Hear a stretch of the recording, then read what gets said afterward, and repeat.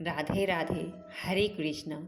श्रीमद् भागवत गीता में श्री कृष्ण जी कहते हैं, जहाँ तक अन्यों का यथा जयद्रथ कृतवर्मा तथा शल्य का संबंध है, वे सब दुर्योधन के लिए अपने प्राणों की आहुति देने के लिए तैयार रहते हैं। दूसरे शब्दों में यह पूर्व निश्चित है कि वे अब पापी दुर्योधन के दल में सम्मिलित होने के कारण कुरुक्षेत्र के युद्ध में मारे जाएंगे। निसंदेह अपने मित्रों को संयुक्त शक्ति के कारण दुर्योधन अपनी विजय के प्रति आग्रस्त है। यहाँ पर दुर्योधन ने तुलनात्मक शक्ति का अनुमान प्रस्तुत किया है।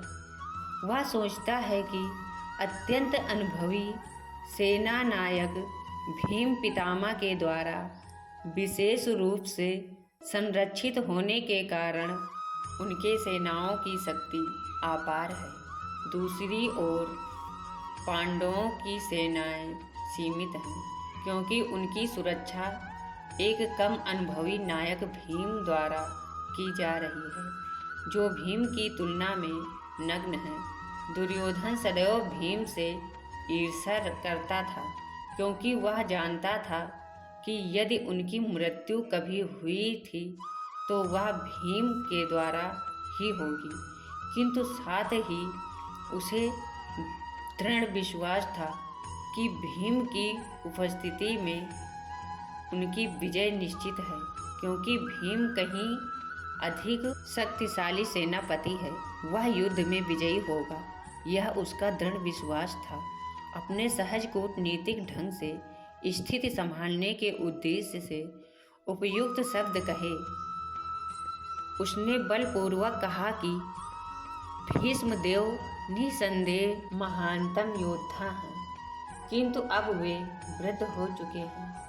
अतः प्रत्येक सैनिक को चाहिए कि चारों ओर से उनकी सुरक्षा का विशेष ध्यान रखें। हो सकता है कि वे किसी एक दिशा में युद्ध करने में लग जाएं और शत्रु इस व्यवस्था का लाभ उठा ले। अतः यह आवश्यक है कि अन्य योद्धा अपने अपने स्थान पर अड़े रहें और शत्रु को व्यूह न तोड़ने दें। दुर्योधन को पूर्ण विश्वास था कि कुरुओं की विजय भीष्मदेव की उपस्थिति पर निर्भर है।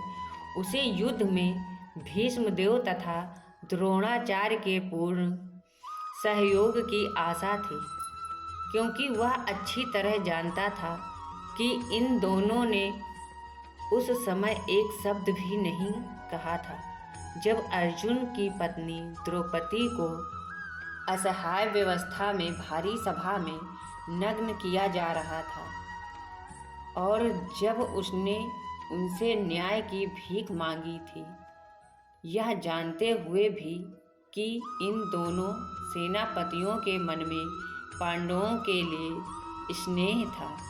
दुर्योधन को आशा थी कि वे इस स्नेह को उसी तरह त्याग देंगे जिस तरह उन्होंने घृत क्रीड़ा के अवसर पर किया था।